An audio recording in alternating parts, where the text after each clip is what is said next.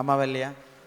ஆனால் நீங்கள் பணக்காரங்களை கண்டால் கும்பிட்டு விழுந்துருவீங்க, பணக்கார பாஸ்டர் கண்டால் தான் கும்பிட்டு விழுவீங்க. ஏழையான இயேசு யாரும் ஏற்றுக்க மாட்டான். இயேசு பணக்காரரா ஏழையா? கொஸ்டின் பதில் சொல்லுங்கள்.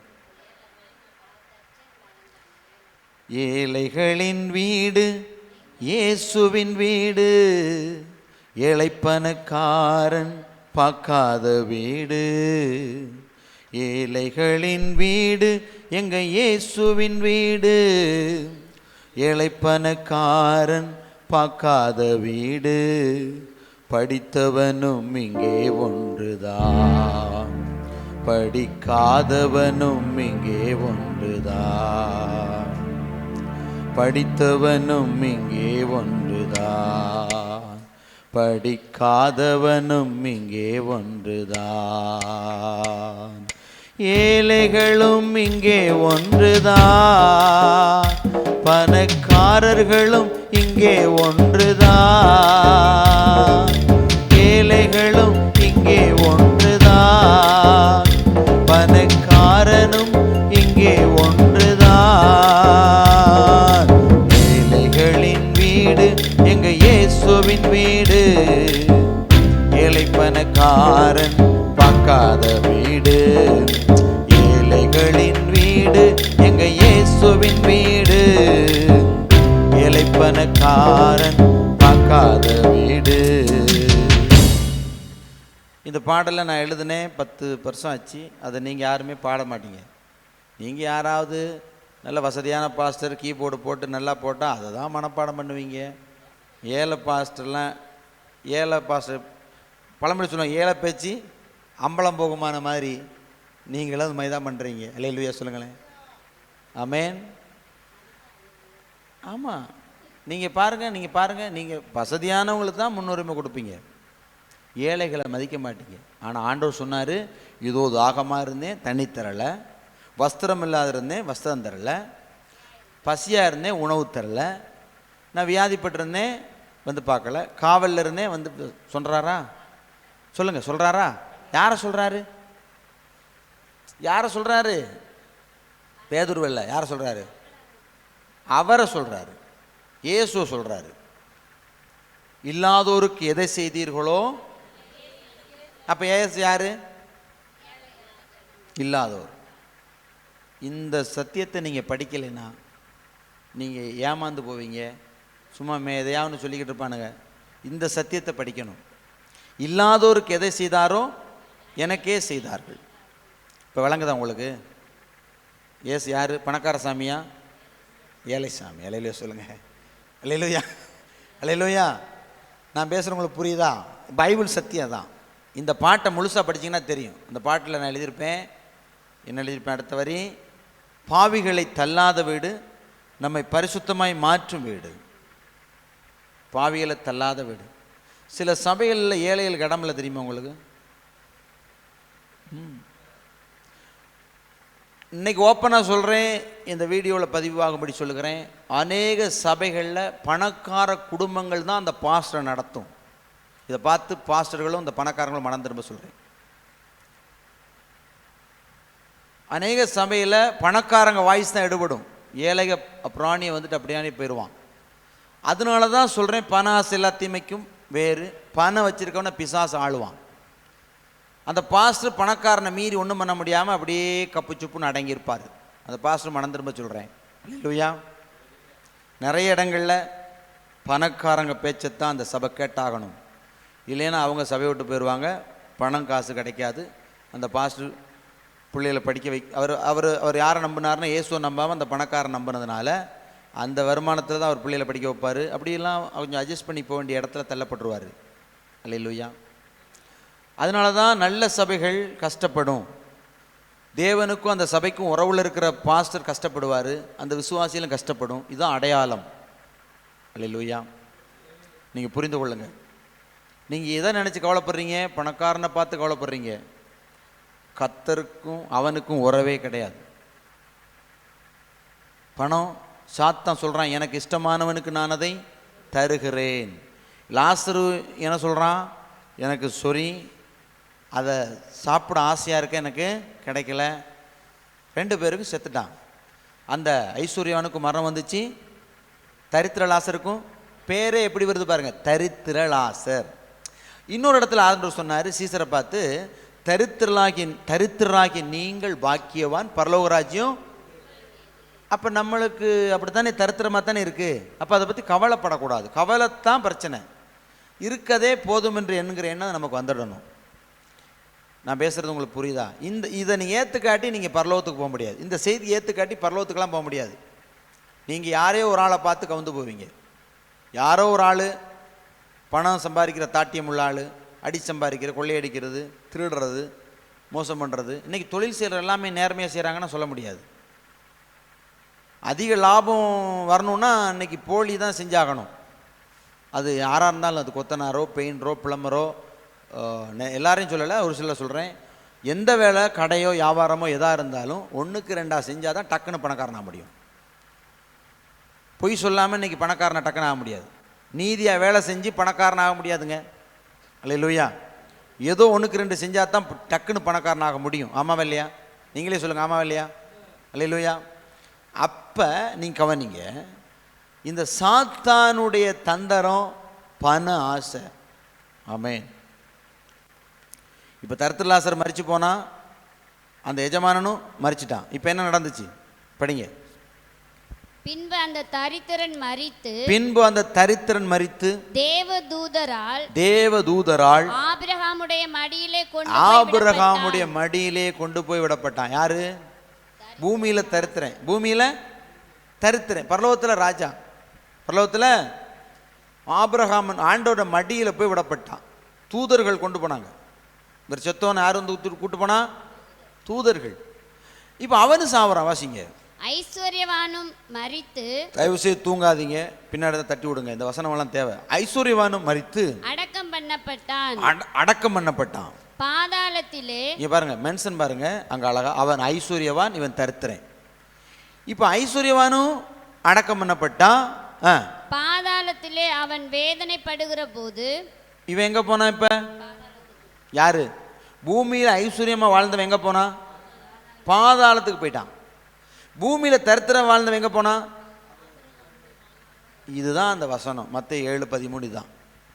இடுக்கமான வாசல்ல வாழ்ற நமக்கு பரலோகம் நிச்சயம். பரலோகம் ஓப்பனா சொல்றேன். பணக்கார பாஸ்டர் இருந்தாங்கன்னா அவனுக்கு சம்திங் ராங். பணக்கார பாஸ்டரால் தேவனோடு இணைந்திருக்க முடியாது. அல்லேலூயா. எலியா ஒருவேளை கஞ்சி கூட காக்கா தான் பார்த்துக்கிட்டு இருந்தான். ஒருவேளை கஞ்சிக்கு யாரை பார்த்தாரு? காக்கா கொண்டு வந்து. அப்படிதான் பரலோகம். இதே எலியா பசி ஆத்துருன்னா சாரி பாத் விதை வீட்டில் தான் ஜோறு கிடச்சிச்சு. அல்லேலூயா. அங்கே தான் என்ன கிடச்சிச்சு? உணவு கிடச்சிச்சு. எத்தனை பேருக்கு புரியுதா இல்லையா? அப்போ நாம் கரெக்டாக இருக்கோன்னு தெரிஞ்சுக்கிட்டு போங்க. இன்னைக்கு எப்படி போங்க? கரெக்டாக இருக்கும். கடவுளுங்களை வேதத்தின்படி நடத்துகிறார். அப்படி யாரா சொல்ல திராணி இருக்கா? கூனி குறுகி நிற்கக்கூடாது. கூனி குறுகி இதுதான் வாழ்க்கை. அல்லேலூயா. அப்போ இந்த சரத்தில் முள். அப்போ இவங்க 2 பேரையும் கொண்டு போய் பார்த்தா இவன் பரலோகத்தில் இருந்தான். அந்த வாசிச்சு முடிங்க, அங்கே ஒரு சப்ஜெக்ட் இருக்கு. தன் கண்களை ஏறெடுத்து தூரத்திலே ஆபிரகாமையும் அவன் மடியிலே லாசருவையும் கண்டான். ஆஹா, யார் பார்க்குறப்ப? யார் பார்க்குறா? பணக்காரன் செத்து போய் பார்க்குறான். நரகத்தில் கிடந்து துடிச்சிக்கிட்டு பார்க்குறான். ஆஹா, நம்ம வீட்டில் சோத்துக்கு வழி இல்லாமல், நம்ம வீட்டில் மிச்சமாகிறத போட்டு சாப்பிட்டு இருந்தவன், சொரிஞ்சிக்கிட்டு இருந்தவன் ஏசுன்னு சொன்னான். நம்ம அப்பெல்லாம் கேட்கல, லூசுமாய் நினச்சோம். ஏன்னா அவன்கிட்ட ஏழை பேச்சு அம்பலம் போகாத மாதிரி, ஏழையாக இருக்கிற பேச்சு என்ன செய்ய, அது அம்பலம் போகாது. இந்த பணக்காரன் பேசினா தானே போகும். இப்போ இவன் கடவுளோடு இருக்கிறான். நான் இங்கே எப்படி இருக்கேன்? நெருப்பில் வேகிறேன்னு கத்துறான். வாசிங்க. அப்பொழுது அவன் தகப்பனாகிய ஆபிரகாமே நீர் எனக்கு இறங்கி லாசரு தன் விரலின் நுனியை தண்ணீரில் தோய்த்து என் நாவை குளிர பண்ணும்படி அவனை அனுப்ப வேண்டும். அங்கேயும் போய் வேலை வாங்க பார்க்குறாரு. இல்லையா சொல்லுங்களேன். பழக்க தோஷம் அங்கேயும் வந்து பழக்க தோஷம். அவர் என்ன சொன்னார்? அல்லேலூயா, படிங்க. இந்த அக்னி ஜுவாலையில் வேதனைப்படுகிறேன் என்று கூப்பிட்டான். யாரு வேதனைப்படுறாரு? பூமியில் எப்படி இருந்தாரு? ராஜ வாழ்க்கை. பூமியில் எப்படி இருந்தாரு? ராஜ வாழ்க்கை. செத்த பின்னாடி தான் தெரியுது வேதனையான வாழ்க்கை. இந்த உலகத்தில் இருக்க அத்தனை பேருக்கு இப்போ தெரியாது. மரணம் வர்ற அன்னைக்கு தான் தெரியும். பெந்தகோஸ்காரன் கத்தனா இயேசு வரப்போறாருன்னு சொன்னா, செத்த பின்னாடி ஒரு வாழ்க்கை இருக்குன்னு சொன்னா நம்பளையே. இன்னைக்கு தானே வேகிறோம், வேதனைப்படுகிறோம். வாசிங்க. அதற்கு ஆபிரகாம், மகனே, நீ பூமியிலே உயிரோடு இருக்கும் காலத்தில் உன் நன்மைகளை அனுபவித்தாய், உன்னுடைய நன்மைகள் எல்லாம் அனுபவித்தாய். லாசருவும் அப்படியே தீமைகளை அனுபவித்தான். எப்படி அனுபவிச்சான்? மரிய சிஸ்டர் எப்படி அனுபவிச்சான்? கீழே குனிஞ்சா கவனி, தூங்கக்கூடாது. அல்லேலூயா. லாசர் எப்படி அனுபவிச்சான்? பேச மாட்டீங்களே. ஒரு சில பேர் தான் சொல்றீங்க, மற்றவங்க வாயில வர மாட்டேங்குது. கொல்கட்டை இருக்கா காலையிலேயே? வாயை தரன்னு சொல்லுங்க. எதை அனுபவிச்சான்?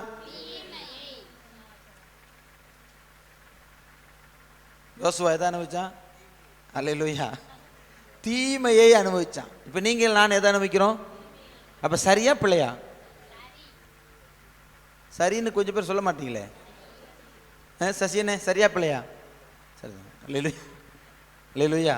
கண்ணாடி போட்டதுலேருந்து ஒரு மார்க்கமாக தான் இருக்கு. நைட்டு கூடத்தில் மட்டும் கண்ணாடியை கழட்டிடுங்க. சரி, கவனிங்க. இப்போ நம்ம தீமை அனுபவிக்கிறது சரியா பிள்ளையா? சரினாவா? இப்போ நீங்கள் சரின்னு சொல்லலைன்னா நீங்கள் எங்கேயோ சிக்கியிருக்கீங்கன்னு அர்த்தம். வசனத்தின்படி உங்களுக்கு புரியுதா புரியல? நான் பேசுறது புரியுதா புரியலையா? எனக்கு என்னமோ புரியுது நல்லா. அல்லேலூயா. இந்த வசனம் புரியலைன்னா நீங்கள் நீண்ட நாள் கிறிஸ்தவனாக இருக்க முடியாது. நீங்கள் எங்கேயோ இடறி போயிருவீங்க, யாரும் உங்களை ஏமாத்திடுவான். அல்லேலூயா. இவன் சொல்கிறான், நான் பூமியில் தீமையை அனுபவித்தேன். பூமியில் இந்த லாசர் என்ன பண்ணா? தீமையை அனுபவிச்சான். லாசரும் அப்படியே தீமைகளை அனுபவிச்சான். அதை நினைத்துக்கொள். அங்க நடந்ததை நினைச்சுக்க. இப்பொழுது அவன் தேற்றப்படுகிறான். செத்த பின்னாடி தான் நமக்கு தேற்றப்படுவோம் நித்தியமா. இப்போ உங்களுக்கு கேள்வி என்ன தெரியுமா?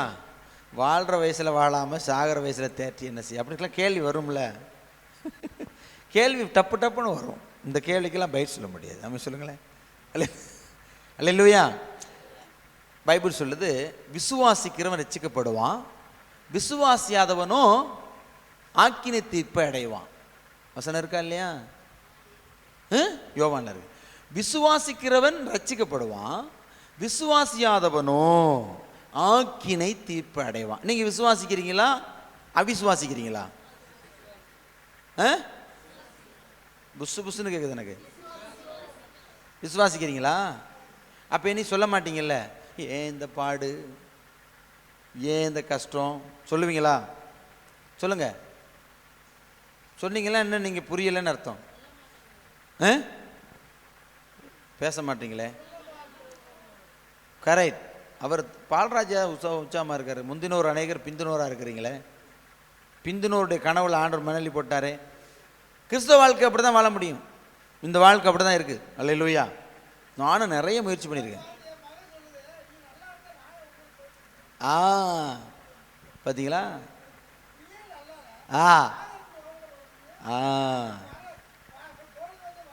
அப்போ இந்த ரகசியம் பெரியது. இது நமக்கு கிடைச்ச பாக்கியம். அல்லேலூயா. முதல் நூற்றாண்டு அப்போஸ்தலர்கள் இந்த உபதேசத்தில் இருந்தாங்க. நல்லா கவனிங்க. பிசாசு மேஜிக்கான உபதேசம் கொண்டாந்து ஜனங்கள், பல கோடி மக்கள் இந்த உபதேசங்களும் வருகை செய்தி இல்லாமல் சபைகள் நடத்தப்பட்டு வருகிறது. உங்களுக்கு தெரியுமா? ஆமாம். வருகை மெசேஜ், இந்த பாடுகள் நெருக்கங்கள்லாம் குறித்து பேசாமல் சும்மா ஏதோ ஒரு மாதிரி பண்ணி மேஜிக் பண்ணி அப்படி இப்படி பாட்டு ஆராதனை பண்ணி மக்களை என்கரேஜ்மெண்ட். அது பழைய ஏற்பாட்டு காலத்தில் வாக்குத்தத்தம் கொடுக்கப்பட்டுச்சு, உண்மைதான். அது நடந்துச்சு, உண்மைதான். புதிய ஏற்பாட்டில் வாக்குத்தத்தம் என்ன சொன்னார் இயேசு உங்களுக்கு தெரியுமா? யோவான் 16:20 தெரியுமா? படிங்க. யோவான் 16:20 சீக்கிரம் படிங்க. நீங்கள் பழைய ஏற்பாட்டு விசுவாசியாகவே இருந்தீங்கன்னா நீங்கள் இன்னும் யூதர்கள்னு அர்த்தம். மேசியா வருவார்னு காத்திருக்காள்னு அர்த்தம். ஆமாம், நீங்கள் பழைய ஏற்பாட்டே வாக்குத்தத்தம் அல்லேலூயா. படிங்க. மெய்யாகவே மெய்யாகவே நான் உங்களுக்கு சொல்லுகிறேன். பொய்யா சொல்லல, மெய்யாவே நான் உங்களுக்கு சொல்லுகிறேன். நீங்கள் அழுது புலம்புவீர்கள். நான் சொல்லல, பைபிள்ல இருக்கு. காலங்காத்தால் இந்த தீர்க்க தரிசனம் யார் சொல்றா? என்னப்பா ஒரு பக்கம் லெஃப்ட் சைடு கொஞ்சம் கிறங்கின மாதிரியே இருக்கு. லெஃப்ட் சைடு சரியில்லையே. ஆண்டவர் கிண்டுறாரா? படி. கிண்டுறாரு, கிண்டிக்கிட்டே இருக்கிறவங்கள. படி. உலகமோ சந்தோஷப்படும். உலகமோ இப்படி சொன்னா எப்படி இருக்கும்? நான் பேசுகிறேன், உங்களுக்கு புரியுதா? என்ன முகமெல்லாம் மாறிடுச்சு உங்களுக்கு? முடிச்சிருவோமா? இல்லை செய்தி கேட்க விரும்புகிறீங்களா? என்ன செய்யலாம்? ஏங்க இது ஆண்டவர் பேசுகிறாரு. அவர் என்ன சொல்கிறாருன்னா, நீங்களும் அழுது புலம்புவீர்கள், உலகமோ சந்தோஷப்படும். இப்போ கரெக்டாக நடக்குதா இல்லையா? நீங்கள் சொல்லுங்கள் சிஸ்டர், பிரதர், இப்போ கரெக்டாக நடக்குதா இல்லையா? அந்த தம்பி முத்துக்குமாருக்குள்ள இப்போ இது கூட உங்களுக்கு இல்லையா? இப்போ பகலெல்லாம் மாடு மாதிரி இந்த காடெல்லாம் அலைஞ்சு வேலை செஞ்சாலும் தூங்கலை, நல்லா தூங்கிட்டு வந்த விசுவாசி இன்னும் தூங்குது. அப்போ இதுலேருந்தே தெரியுதே, முந்தினோர்கள் பரலோகத்தில் எல்லாத்தையும் பார்ப்போமானா சொல்ல முடியாது. நீங்கள் சபையோடு பார்த்துட்டு போக வேண்டியதான் போல. போமா? சரி, அவங்க சொல்லிட்டாங்க. சரி, இப்போ வசனம் இப்படி சொல்லுது. எப்படி சொல்லுது? நீங்கள் அழுது புலம்புவீர்கள். புலம்புறமா இல்லையா? அப்ப சரியா தானே இருக்கும். அடுத்து என்ன சொல்லுது? உலகமோ சந்தோஷப்படும். அது சரியா தானே இருக்கு. அப்ப கரெக்டா தானே இருக்கும். கீழே படிங்க. நீங்கள் துக்கப்படுவீர்கள். மறுபடியும் சொல்லணும். நீங்க மறுபடியும் துக்கப்படுவீங்க. ஆனாலும் உங்கள் துக்கம் சந்தோஷமாக அப்பப்ப சந்தோஷமா மாறும், அப்பப்ப துக்கமும் வரும், அப்பப்ப சந்தோஷமும் வரும், அப்பப்ப. இதுதான் பைபிள், இதுதான் சத்தியம். இதை விட்டுட்டு மேஜிக்கை விரும்பினா நான் ஒன்றும் பண்ண முடியாது. அல்லேலூயா. ஆண்டவர் சொன்னார் வாக்கு, புதிய ஏற்பாட்டில் வாக்கு தான் சொன்னார். அதே மாதிரி இங்கே பாருங்க, இதே மாதிரி சீசருக்கு நடந்துச்சா? 11 சீசருக்கும் நல்ல சாவு சாகவில்லை. 11 சீசர்களும் நல்ல சாவு. நல்லா கவனிங்க இல்லைன்னா கிளம்பி போயிருங்க. எனக்கு பிடிக்காது. நான் பேசிக்கிறோம், கரெக்டாக பேசும்போது புரியணும். உங்களுக்கு புரியலாம் சாத்தா இருக்குன்னு அர்த்தம். கடைசியில் வாங்க வரட்டுறேன். அப்படிலாம் அசால்ட்டாலாம் போகக்கூடாது. நீங்கள் 11 சீசரும் என்ன கொப்பரையில் விழுந்து பொறிச்சாங்க. அப்பளம் பொறிச்சிருக்கீங்களா? அப்பளம் பொறிக்கிற மாதிரி ஒரு சீசனை பொறிச்சாங்க. ஒரு சீசனை மழையிலிருந்து தள்ளி விட்டாங்க. நீங்கள் யூடியூப்ல அடித்து 12 சீசருடைய ரத்த சாட்சின்னு போய் வீட்டில் நாளை கேட்குறீங்க. நாளை காலையில் யூடியூப்பில் போய், இல்லை ராத்திரி இப்போ தூக்கம் வரும் பிறகு 12 சீசருடைய ரத்த சாட்சின்னு போடுங்க. அவங்களுடைய மரணங்கள் ஒவ்வொன்றா மழையிலிருந்து தள்ளி விட்டாங்க. ஒருவனை தலைகளாக சிலுவை அடித்தாங்க. ஒருவனை 2 மூங்கில கட்டி 2 காலையும் கிழிச்சாங்க. இந்த பக்கம் ஒரு கால், இந்த பக்கம் ஒரு கை, இந்த பக்கம் ஒரு கை ஒரு கால் கிழிச்சாங்க. நான் பேசுகிற புரியுலையா? இப்போ நீங்கள் யோசிக்கிறீங்க, உங்களை எப்படி அடிப்பாங்க சொல்ல முடியாது, என்னை எப்படி அடிப்பாங்க சொல்ல முடியாது. வந்தால் சந்திச்சு தான் ஆகணும். பரலோகத்துக்காக இவளை சந்திக்கணும். இந்த மாதிரி மெசேஜ் கொடுத்தனால தான் பெந்தகோஸ்தில் யாருமே சேராமல் இருந்தாங்க. அவர் சொன்னார் பார்த்தீங்களா? இது கடவுள் கொடுத்ததான பாக்கியனால நம்ம எல்லாம் என்ன செய்கிறோம்? இருக்கிறோம். இல்லைன்னா இருக்க முடியாது. ஆண்டவர் நம்மளை, பைபிள் சொல்லுது, பிதா ஒருவனை இழுத்து கொள்ளாவிட்டால் என்னிடத்தில் வரான். அப்போ பிதா நம்மளை இழுத்துக்கிட்டாரு. ரட்சிப்பு கர்த்தருடையது. நீங்கள் என்னை தெரிந்து கொள்ள நான் உங்களை தெரிந்து கொண்டேன். ஆண்டவர் தெரிந்து கொண்டனால இருக்கிறோம். இவ்வளோ கஷ்டம், நஷ்டம், நெருக்கம், போராட்டத்தில் இருக்கிறோம். அல்லேலூயா. இருக்கிறோமா இல்லையா? அதானே பாக்கியம். எனக்கு என்ன வருத்தம்னா, நீங்கள் செய்தி கேட்கல எனக்கு கோவம் வரும். நீங்கள் சத்தியம் கேட்கும்போது இந்த குரங்கு சேட்டை விட்டால் எனக்கு கோவம் வரும். ஏன்னா இதில் நிலைச்சி நிற்கணும்னா அந்த செய்தி கேட்கணும். செய்தி கேட்காம சும்மா வந்து போய் என்ன செய்வீங்க? ஏமாற்றம் அடையாதீங்கப்பா. வாக்குத்தத்தங்கள் கட்டி மாதம் மாதம் ஒரு வாக்குத்தத்தை அனுப்புவான், வாரம் வாக்குத்தத்தை அனுப்புவான், தினம் வாக்குத்தத்தை அனுப்புவான், காலையில் ஒன்று சாயந்தரம் ஒன்று. நான் பேசுகிற புரியுதா உங்களுக்கு? இப்போ அது அப்படி நடந்திருக்கா? பேசுங்க. நம்ம நம்பலாம், விசுவாசிக்கலாம். ஆனால் வேற வந்து நெருக்கமும் இடுக்கமும் கஷ்டமும் பாடுகள் நிறைந்த வழியாக போகணும். அதானே படிச்சுக்கிட்டு இருக்கோம். அல்லேலூயா. அப்போ அங்கே வாங்க மத்தேயு இந்த 2 கொரிந்தியர் 12:7 வாங்க. 7 அதை படிங்க. அன்றியும் எனக்கு வெளிப்படுத்தப்பட்டவைகளுக்குரிய எனக்கு வெளிப்படுத்தப்பட்டவைக்குரிய மேன்மையின் நிமித்தம் நான் என்னை உயர்த்தாதபடிக்கு என் மாமிசத்திலே ஒரு முள் கொடுக்கப்பட்டிருக்கிறது. என்னை நான் உயர்த்தாதபடிக்கு அது என்னை குட்டும் சாத்தானின் தூதனாய் இருக்கிறது. அது என்னை விட்டு நீங்கும்படிக்கு நான் 3 தரம் கர்த்தரிடத்தில் வேண்டிக் கொண்டேன்.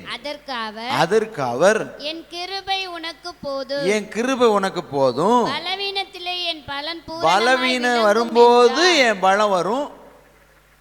அல்லேலூயா. இங்க பாருங்க, வசனம் புரியுதா? பலவீனம் வரும்போது என்னோட பலம் வரும். அதை கம்ப்ளீட்டாக எடுத்து போடலை. அந்த முள் என்ன செய்யலை? எடுத்து போடலை. 3 தரம் ஏன் மென்ஷன் பண்ணுறாருன்னா, யூதர்கள் 3 தடவை சொன்னா தான் நம்புவாங்க. நான் பேசுகிற புரியுதா? யூதர்கள் 3 தான் நம்புவாங்க, அடுத்து 7 நம்புவாங்க.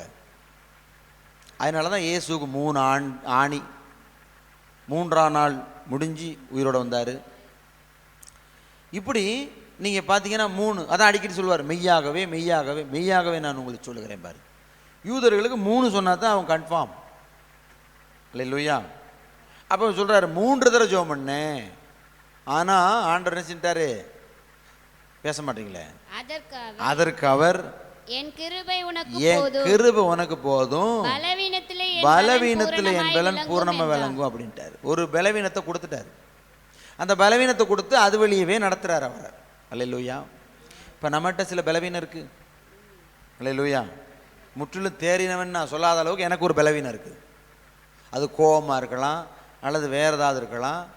உங்களுக்கு ஒரு பலவீனம் இருக்குது. ஏன்? இப்போ நான் என்ன சரியில்லைன்னு சொல்லணும்ல. ஏன்னா நான் சரியில்லைன்னு சொல்கிறதுக்கு என்கிட்ட ஒரு பலவீனம் இருக்குது. உங்கள்கிட்ட நீங்கள் சரியில்லைன்னு சொல்கிறதுக்கு ஒரு பலவீனம் இருக்குது. பக்தன் பாடுறாரு, பலவீனம் நின்று தள்ளிவிடாமல் பலத்தால் இடைக்கட்டு நீ. இப்போ நம்ம எல்லாம் பூர்ண புருஷரானா இந்த மாதிரி பைபிள் நான்லாம் உண்மையிலே 5 பைபிள் இது மாதிரி பெருசாக எழுதிடுவேன்.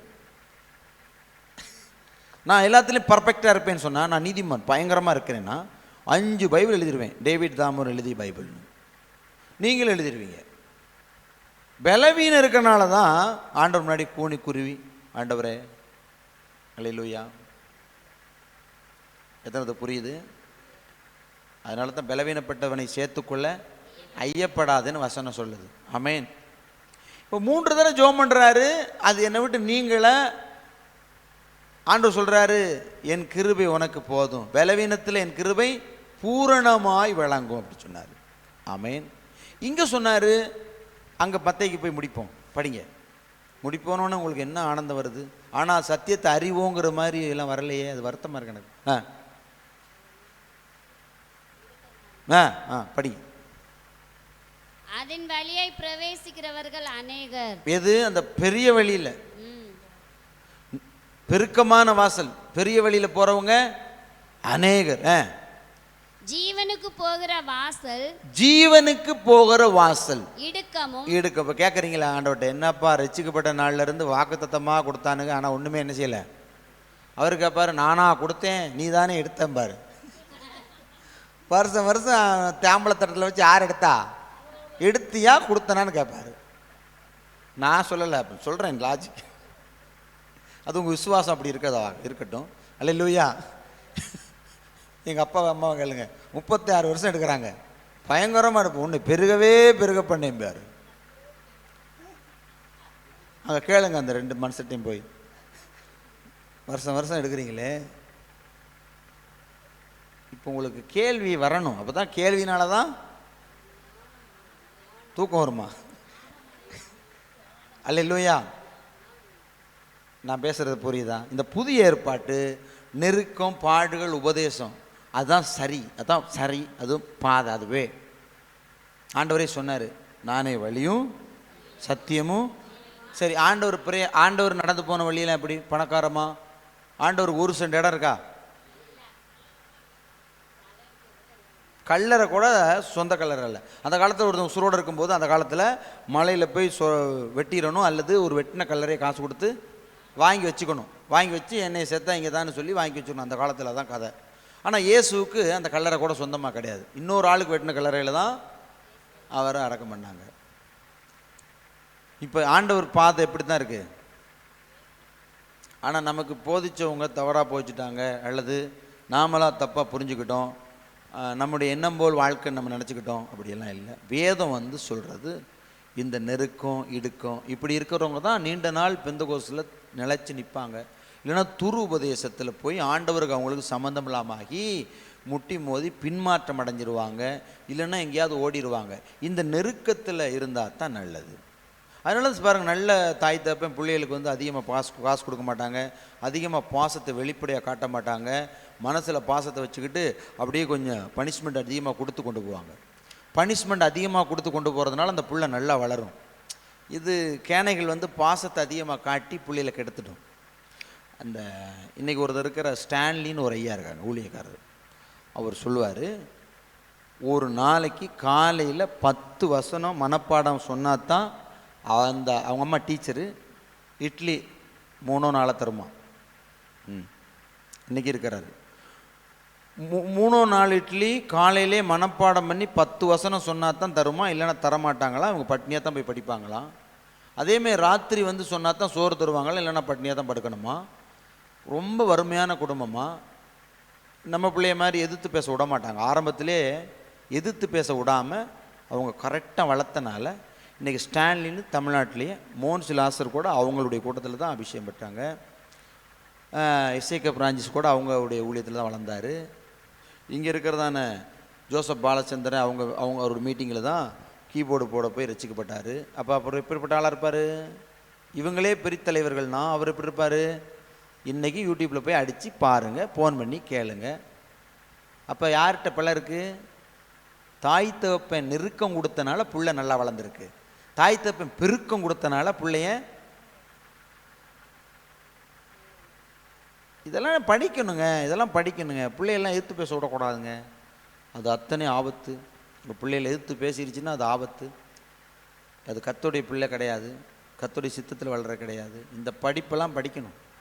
அப்போ தான் அது குடும்பம் தெய்வீக குடும்பம், இல்லைன்னா தெய்வீக குடும்பம் கிடையாது. அவர் இன்றைக்கி சொல்கிறாரு, அன்னைக்கு அவருக்கும் அவர் தம்பிக்கும், எனக்கும் என் தம்பிக்கும் எங்கள் அம்மா அப்படி பண்ணதுனால நாங்கள் இன்றைக்கி ஊழியக்காரங்களாக இருக்கோம் அப்படிங்கிறாரு.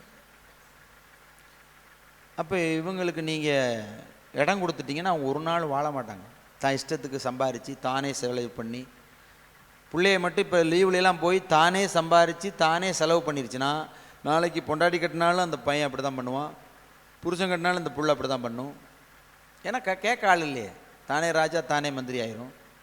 நல்ல குடும்பத்தில் இப்படி சொல்ல மாட்டாங்க, செய்ய விட மாட்டாங்க. எவ்வளோ சம்பாரித்தாலும் வீட்டில் கொண்டு வந்து அம்மாட்டே அப்பாட்டே கொடுக்கணும். இது எப்படி வளர்க்குறதில்ல. நீங்கள் கேட்குறெல்லாம் வாங்கி கொடுத்து அவங்கனால தான் குடும்பம் நாசமாயிருக்கும். ஒவ்வொரு குடும்பத்திலையும் கேளுங்க, உங்கள் பிள்ளைகள் பசங்கனால தான் அந்த குடும்பம் நாசமாயிருக்கும். ஏன்னா இஷ்டத்துக்கு வாழ்ந்தனால. அதை பைபிள் கண்ட்ரோலில் கொண்டு வந்திருந்தால் அது நல்லா இருந்திருக்கும். ஆனால் அதை செய்ய மாட்டோம். அதை என்ன செய்ய மாட்டோம். இது ஆவியானவர் அந்த காலை வேளையில் சொல்கிறாரு, இதை மனம் திரும்புக்குங்க நீங்கள். அல்லேலூயா, அல்லேலூயா. அப்போ இடுக்கமான வாசல் வழியாக உட்பிரவேசிக்கணும். அதுதான் பரலோகத்துக்கு போகிற பாதை. அல்லேலூயா. எத்தனை பேர் புரிஞ்சிச்சு? சும்மா சொல்கிறீங்களா, தூங்கிட்டீங்களா? இல்லை உண்மையை சொல்லுங்கள். நீங்கள் இன்றைக்கி வந்தது புரோஜனமாக இருக்குமானால் உங்களுக்கு நல்லது. அவ்வளோதான். என் வேலை முடிஞ்சிருச்சு, ஆவியானவர் என்னோட சேர்ந்து பேசுனது முடிஞ்சிருச்சு. நீங்கள் தான் முடிவு எடுத்துக்கணும். அல்லது தாறுமாறாக இருக்குன்னா இன்றைக்கி ஒப்பு கொடுங்க. இன்றைக்கி இந்த காலை வேளையில், ஆண்டவரே என்ன உங்கள் சித்தத்தின்படி நடத்துங்க, நீங்கள் கொண்டு போகிற வழி சரியான வழி தான், நீங்கள் உங்கள் சித்தம்படி நடத்துங்க. அப்படி ஒப்பு கொடுக்குறீங்களா? நோயும் இல்லை, பேயும் இல்லை.